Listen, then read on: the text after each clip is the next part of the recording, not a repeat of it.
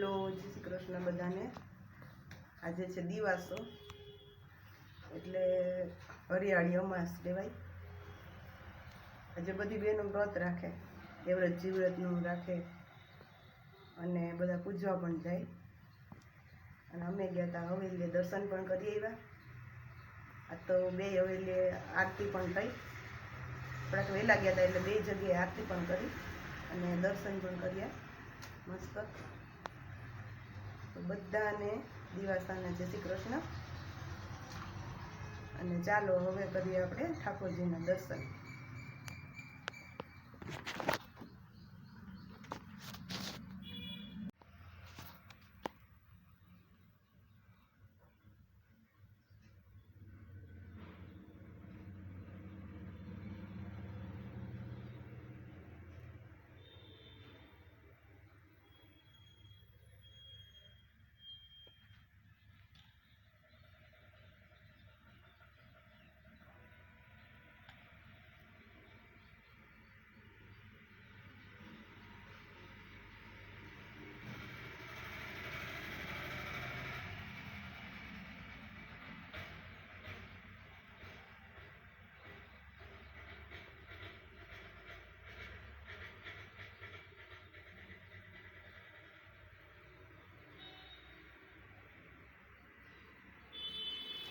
મસ્ત વરસાદ ચાલુ થઈ ગયો છે જો।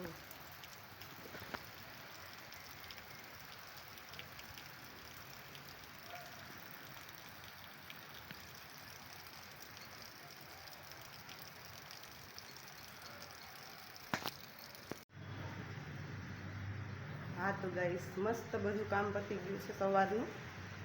કચરા પોતા વાસણ બધું કામ થઈ ગયું છે ને ફ્રી થઈ ગયા છીએ।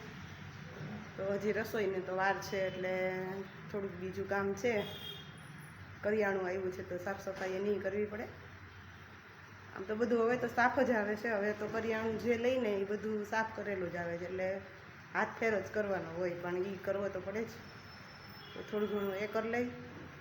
અને હું જોઉં છું કે વ્યુઅર્સ તો ઘણાય છે, વિડીયો ઘણા જોવે છે, પણ સબસ્ક્રાઈબ કરવાવાળા બહુ ઓછા છે। મારી ચેનલને સબસ્ક્રાઈબ તો બહુ ઓછાએ કરી છે, તો તમે બધા સબસ્ક્રાઈબ કરી લો ચેનલને અને કોમેન્ટ પણ કરો, સારી સારી કોમેન્ટ કરો અને મને મોટિવેશન આપો। આજનું મેનુ છે દૂધીનું શાક, મગ, ભાત, આમાં છે લાપસી, આ દિવાસો છે એટલે લાપસી બનાવી છે, આમાં છે રોટલી અને આ છે ગોળ કેરીનું અથાણું, કાકડી। ચાલો બધા જમવા। ચાલો બધા હિંડોળો ઝુલાવવા લાલાને। આજે હરિયાળી અમાસ છે તો આસોપાલવના પાનથી હિંડોળો સજાવ્યો છે મેં।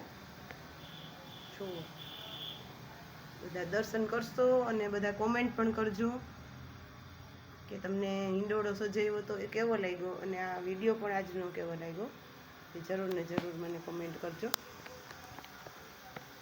ચલો આપણે ઝુલાવીએ લાલાને।